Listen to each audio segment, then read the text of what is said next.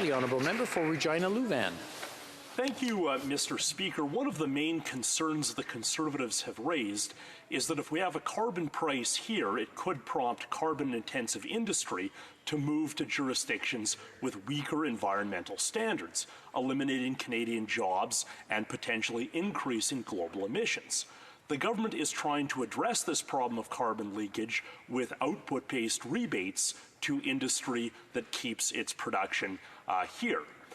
Another approach to this problem would be carbon border adjustments, extending the carbon price to the carbon content of imports and rebating it on Canadian-made exports.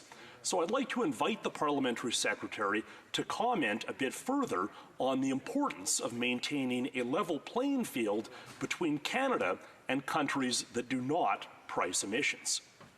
Parliamentary Secretary. Thank you, Mr. Speaker. As always, I thank the member for his intelligent question and thoughtful approach to politics.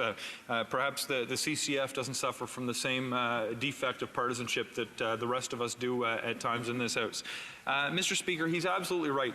The phenomenon of carbon leakage is real.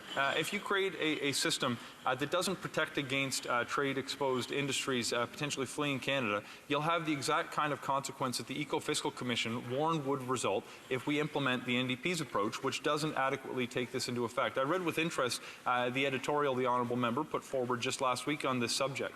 The fact is, what we've done is established a price on pollution for large emitters, which they have to pay, and then industry by industry identified a threshold of the rebate that they would get back should they perform below the above the industry average in terms of reducing their emissions. So to the extent that someone can actually beat significantly the industry average, they can actually receive a credit. To the extent someone just continues on with business as usual, they will pay a significant price. What we've done is use the market to create an incentive for large emitters to reduce their emissions over time without putting them at risk of having jobs leave the country. I'm running out of time, Mr. Speaker, but I'd be happy to carry the conversation on with the member after.